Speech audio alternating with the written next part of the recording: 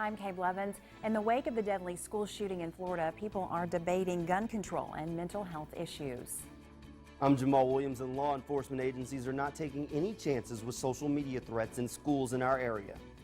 I'm Chip Chapman. Some cloud cover, some fog, and a little bit of very light rainfall here for us, but record-breaking temperatures today and tomorrow, and possibly into Friday. Welcome to Wednesday. It is the 21st of February. Welcome to News 12 Now this morning. News 12 Now this morning with Kay Blevins, Jamal Williams, and Chip Chapman. Your news starts now. Good morning and welcome to News 12 Now. This morning, we're so glad you're waking up with us. We have a lot going on this hour, a lot of news to bring you. Also, we have a special guest. We certainly do. They don't get any more special than Bill Hollander. Hey, Bill. How you doing? Bill's going to be joining us talking about property taxes, and the tax office is going to be open this Saturday. We're going to explain why, and we're also going to tell you about how you can get some pretty incredible properties for literally pennies on the dollar. Pennies on the dollar. I mean, literally Pretty interesting. pennies on the dollar. We also want to encourage you to watch our Underground Chattanooga piece. It's going to air tonight, the second part of the series, tonight at 7 o'clock. Got all that and a whole lot more, and Randy's standing by with a traffic update after a quick look at our forecast. And today, going to set a new record high. Today's high temperature, record high rather, 74, and we set that back 96 years ago. Today, I think we'll do substantially better than that. Our bus stop forecast, saluting the Eagles of Signal Mountain Middle and High School. Going to be a cloudy day up on the mountain, and you'll see the temperatures heading home into the mid-70s, a little bit warmer for us here downtown. Not a great deal of area-wide fog, but where you do see it, it's going to be very patchy and very dense. We are at 68 here downtown, and you have to consider 56 is our typical daytime high for this time in February. We're warming up thanks in part to these southerly winds, and later on today, 77 to 78 for the afternoon high. It's going to get even warmer tomorrow and Friday. I'll tell you more about that 7-day forecast after the morning's top stories and this update from Randy Price. Your Time Saver Traffic Report is brought to you in part by Infinity. Empower the drive. Visit your local Infinity retailer for a test drive today. A good-looking morning on the streets so far. I don't see any problems on 75 at the 24 split, although they've got the camera still kind of skewed to a strange shot. Don't know what that's all about. Speed limit right in on the 24 from the 75 or 59. 27 moving very well into downtown. On Amnicola and 153, it's kind of lonely. Green Trips makes it easy to find a carpool, share the ride, and earn rewards. Check out greentrips.org for more information. From the Chattanooga Traffic Network, I'm Randy Price. Now let's go back to the studio. Here's Jamal and Kay. Thanks, Randy. Well, the city of Chattanooga faces yet another fatal shooting just days after another person was shot and killed. Police got on the scene after reports of a person shot around 5:25 Tuesday afternoon on Carousel Road. One man was killed and another person had to be taken to the hospital with life-threatening injuries. A man that lives by says the shooter ran through his backyard. The investigation is still in its preliminary stages. We don't know how or why or what happened yet, but we are learning that as we are out here. Police are still investigating the incident. A Hamilton County judge sends the case of a man accused in the fatal shooting outside of Coyote Jack's to the grand jury. Tuesday morning, Rodarius Martin had his preliminary hearing. Different people testified, including a witness and a homicide detective.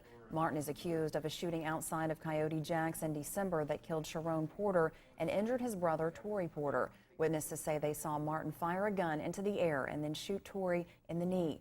Martin's attorney says that that doesn't mean that he killed Sharon. The gun used in the shooting has not been found yet. Law enforcement agencies are not taking any chances with various social media threats to schools. The Hamilton County Sheriff's Office, East Ridge Police, and Chattanooga Police are all aware of threats circulating on social media. A local girl has been identified as the creator of a meme, and charges have been filed in juvenile court because of her actions caused community alarm. A male student at an unnamed area school has also been arrested, and a 17-year-old Ringgold High School student has been arrested for posting a threat on social media. Sheriff Gary Siss says they determined that Alexandria Justine Green made it appear she was being threatened. Green is being charged with filing a false report. In the wake of the deadly school shooting in Florida, people are debating gun control and mental health issues. The Justice Department says it is moving quickly with its review of bump stock devices. That's after President Donald Trump announced he wants regulations to ban them. The devices allow semi-automatic rifles to fire faster. They were used in last year's Las Vegas massacre. Law enforcement officers in our area also say there is another issue that needs to be addressed.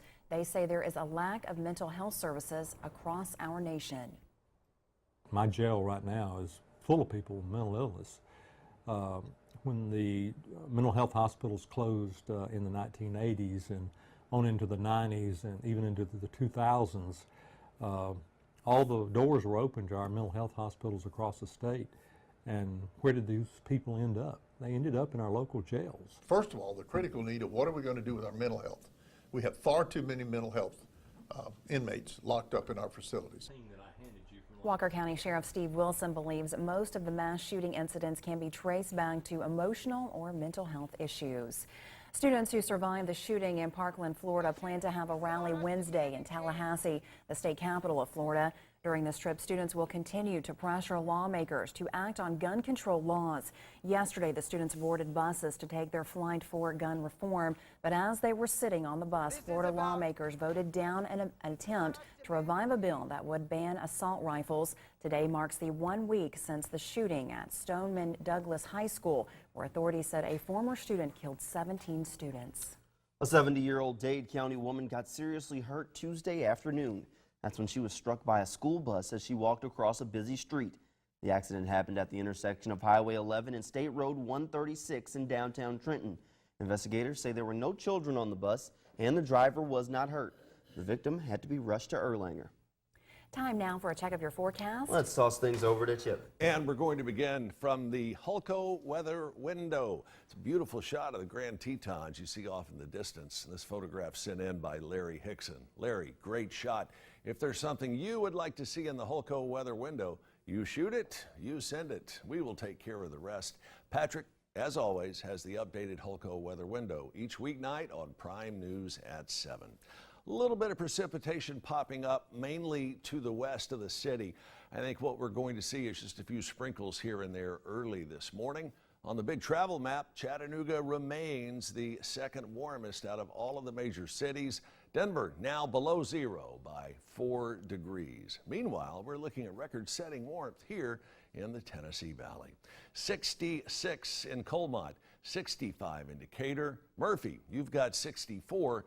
And we've all got southerly winds, so this is helping to add to the warmth that we've got. Right now, downtown from the CHI Memorial camera, 68 degrees with 84% the humidity. High pressure right over Jacksonville, acting as a block. It's keeping this frontal boundary from getting any closer to us. And the counterclockwise winds are all along these areas of low pressure, picking up the moisture and dumping a good part of it on the backside of the front into this really cold air. This is resulting in some winter-like weather for parts of Texas and Oklahoma on up to just south of Missouri. Now for us, we're going to be looking at about 77 this afternoon. 74 is the all-time record. We set that in 1922. Early morning tomorrow, very similar temperatures to what we're looking at now with mid and possibly upper 60s. Tomorrow afternoon, I think we're going to be looking at another record-setting day. We're looking for 77 here downtown. 77 is also the record high for tomorrow's date as well. And with any degree of sunshine, we'll bump that up by a couple of degrees. As far as rainfall accumulations are concerned, not a great deal here over the next 48 hours. But we get into the weekend and all of that will start to change. A couple of showers here and there on Friday, but the really rainy period will come Saturday afternoon through Saturday night and for the first part of the day on Sunday. We're going to be looking at some cooler air working its way in, and temperatures will be dropping a good 10 to 15 degrees, but that's still going to leave us above where we typically are supposed to be. And more rain popping up for the middle and latter parts of next week. Downtown this afternoon, 78. We'll talk more about that 7-day forecast after this.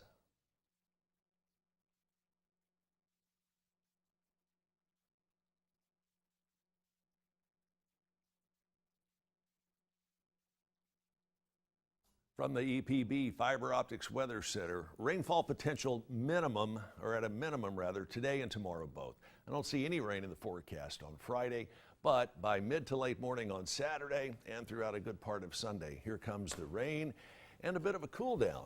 Should be dry on Monday with 62. We have got 68 degrees right now. It is 10 minutes after 6. Sounds good. Well, coming up, we have birthday announcements. I think you guys should sing happy birthday every morning. What do you think? Why we have When's to your be the ones to birthday? sing it? Yeah.